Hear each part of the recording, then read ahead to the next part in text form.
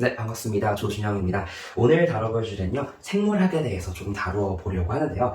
생물의 조절과 방어라는 파트에서 신경세포가 어떻게 우리의 학습과 기억에 영향을 미치는지 이런 측면에서 조금은 생물학적으로 자세하게 알아보도록 하겠습니다.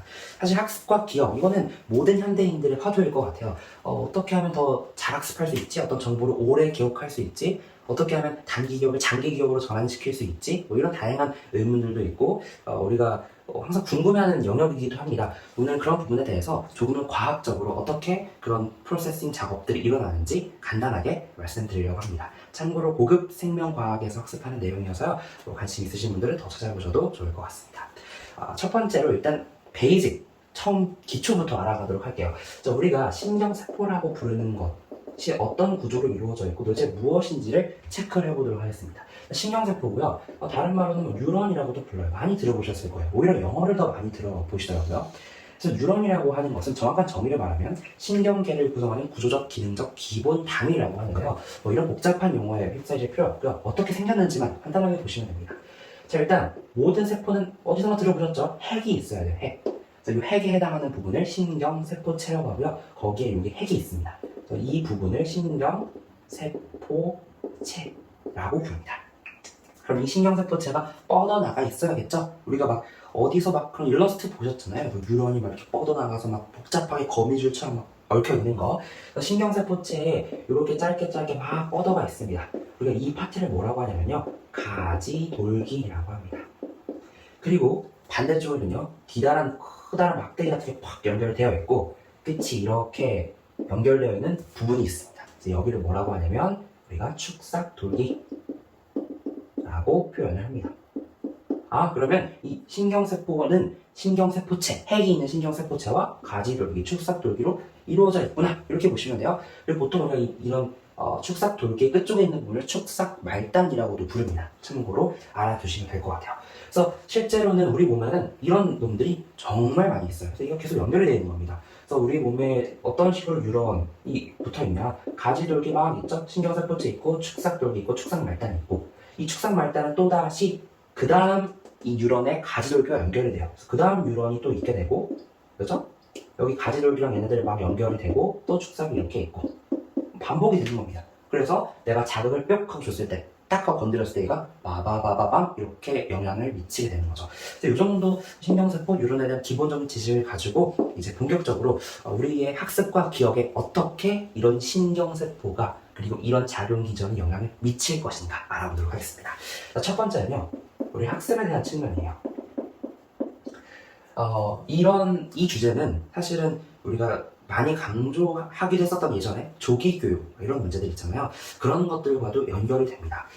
우리가요, 처음에 생성되기 시작할 때, 그렇죠? 엄마 뱃속에서 태아의 상태로 처음에 생성되기 시작할 때 가장 먼저 뭐가 생길까요? 네, 가장 중요한 게 핵이잖아요. 신경세포체가 생깁니다. 그래서 처음에는 신경세포체가 만들어지는, 핵이 만들어지는 그런 상태였어요. 그렇죠? 그래서 처음 임신했을 때의 상태가 아기가 이런 핵들만을 가지고 나겠죠? 그러면서 얘가요, 시간이 지날수록 이렇게 본격적인 세포의 형태를 띠게 됩니다. 뉴런이 만들어지게 되는 것이죠. 그래서 이렇게 우리가 아는 신경세포체와 자극을 받아들이는 가지돌기가 있고, 여기 축삭이 있는 이런 형태로 진화하게 되는 것이죠. 어떤 것이 영향을 미치냐면요, 자극을 주면 이렇게 진화합니다. 근데 이 자극에 해당하는 게 뭐냐? 잘 먹고 잘 자는 거, 영양이 충분히 공급이 되면 이렇게 변화하게 되는 거죠. 자, 그랬을 때 이 축삭 말단에서 정말 많은 가지가 새롭게 생성이 됩니다. 이게 언제 가장 활발하냐, 혹은 언제 이런 단계가 거의 지속이 되면 초등 저학년 때요. 저학년 때 이런 가지들 많이 활발하게 확산이 되고 많이 생겨나요. 우리가 나무가 자랄 때 막 가지가 펴듯이, 왜냐면 우리가 이때 많은 자극을 받아들이고 많은 부분에 호기심이 생기는 거예요. 나 이런 것도 재밌네, 이런 것도 재밌네, 이런 것도 재밌네 하면서 바바바박 이 가지가 생겨나게 됩니다. 근데 그 이후에 어떤 과정을 거치게 되냐면요, 이 이후에 신경의 성숙이 돼요. 신경이 성숙되는 과정을 거치면서요, 이렇게 수많았던 가지들이 가지치기를 당합니다. 그래서 이런 것들을 가지치기 하면서 우리의 신체는 어떤 걸 형성하냐면 몇 개의 스트롱한 몇 개의 축삭 말단 가지만을 만들어내요. 그래서 얘가 고정이 되는 거죠, 거의. 이렇게. 이런 부분들은 우리가 크게 성장하더라도 많이 변하지 않는 부분입니다. 그러니까 우리가 어릴 때 형성했던 것들 중에서 점점 성장해 나가면서 우리가 관심이 좀 더 생기고 조금 더 많은 어떤 일상생활에서 노력을 쏟게 되고 하는 부분들에 대해서만 이 축산 발단이 가지치기가 되면서 이게 몇 개만 굳어진 형태로 나갔다는 거죠. 그래서 사실은 조기 교육을 강조하시는 분들도 이렇게 말해요. 어릴 때 이렇게 막 많이 생성할 수 있을 때 최대한 많이 만들어놔야 된다. 그래야 이렇게 우리가 스트롱하게 생기는 이런 부분들이 많아질 수 있다. 그러니까 어릴 때 영어 공부 많이 해야 막 이런 영어에 대한 막 가치가 생겨나겠죠. 뭐 영어 그렇죠? 이런 거 많이 해야 여기 또 영어가 생긴다. 뭐 이렇게 주장을 하시는 거예요. 그러면 이제 커서도 안 까먹는다. 이렇게 이제 말하는 근거가 되기도 하는 거죠. 근데요, 얘가 가지치기를 당하는 와중에도 살아남는 일종의 우리가 장기 기억 혹은 몸에 좀 체화되어서 잊혀지지 않는 기억, 그걸 뭐라고 부르냐면요, 절차 기억이라고 부릅니다. 근데 이 절차 기억의 가장 중요한 포인트가 뭐냐면, 이 절차 기억을 형성하기 위해서는요, 온몸으로 느끼고 온몸으로 체험하면서 뭔가를 해야 한다는 거예요.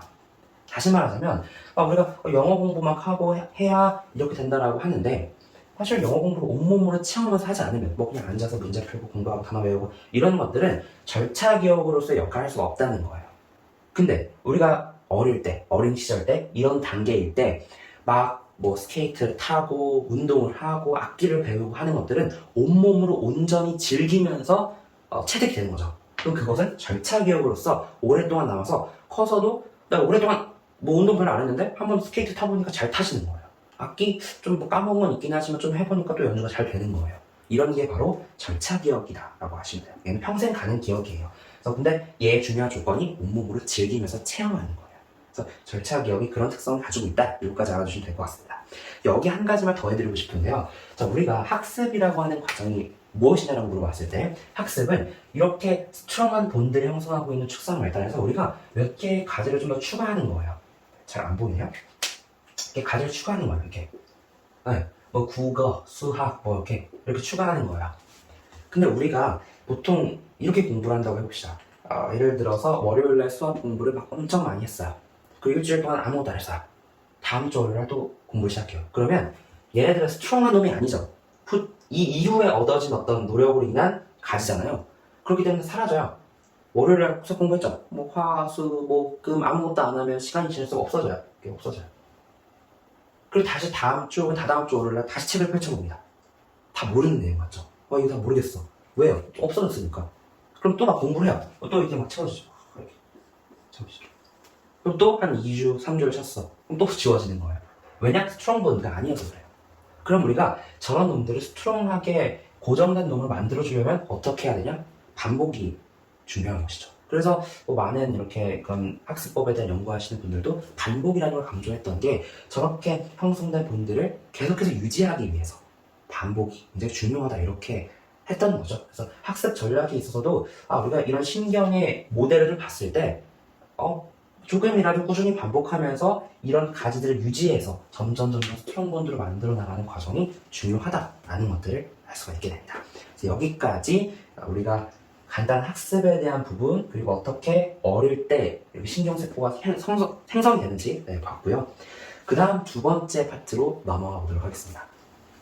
네, 두 번째 파트 계속해서 살펴보도록 하겠습니다. 자, 두 번째는 우리가 기억에 대해서 간단하게 좀 볼 건데요.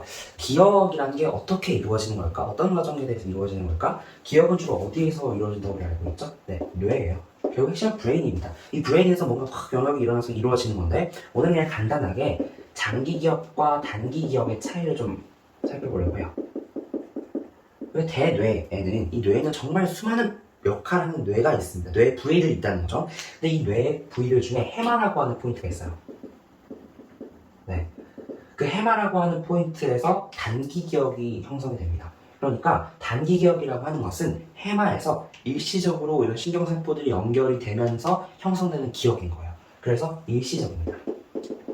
근데 이러한 기억들이 뭔가 우리에게 중요성을 지니거나 혹은 반복해서 학습되거나 이러면서 대뇌 피질에서 연결로 대체되면서, 그러니까 단기 기억으로 했던 것 중에 선택이 돼서 장기 기억으로 뇌에서 저장하는 것들이 몇 개 생겨나게 되는 거죠. 그래서 사실 장기기억과 단기기억의 본질적인 차이는 뇌의 프로세싱 차이라고 보실 수가 있고, 거기서 우리가 해마에서 일시적으로 연결되는 그 신경세포의 연결, 시냅스 연결이 단기기억에 해당한다. 일시적이기 때문에 시간이 지나면 없어진다, 사라진다라는 거죠. 그리고 이 중에서 몇 개만 뽑혀서 장기기억으로 간다. 여기서 이제 말씀드리고 싶은 게 CF로 알츠하이머예요. 갑자기 무슨 알츠하이머죠 하시는데, 알츠하이머는 뭐 치매랑 유사한 증상이죠. 네. 유사한 증상을 보이는데 막 까먹는 거예요. 내가 뭐 했는데 뭐 기억이 안 나, 막 까먹어, 막 이런 것들인데, 알츠하이머의 특징이 뭐냐면, 그러니까 왜 얘가 일어나게 되냐면 그 중에 하나가 해마로 가는 혈관이 막혀요. 해마로 가는 혈관이 막혀서 알츠하이머가 발생합니다. 그러니까 얘는 해마로 가는 혈관이 막혀요.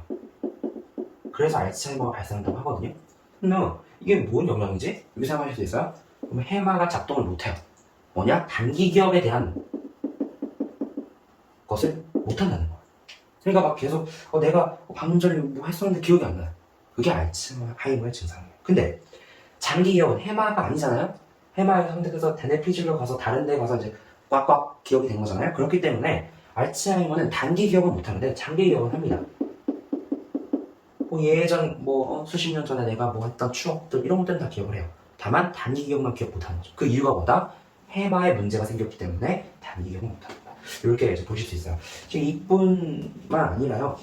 이 뇌에는 정말 많은 부위라고 할까요? 네, 그 부분들이 있고 서로 정말 긴밀한 영향을 주고받으면서 우리 몸의 신체의 어떤 대사도 조절하고 우리 행동도 정신적인 부분, 물질적인 부분 다 조절을 하고 있습니다. 그래서 오늘 간단하게 이렇게 기억과 학습 그리고 신경세포를 연결시켜서 생물학적으로 조금 분석을 해보았고요. 관심 있으신 분들은 더 찾아보시면 더 좋을 것 같습니다. 오늘 여기서 마치도록 하겠습니다. 감사합니다.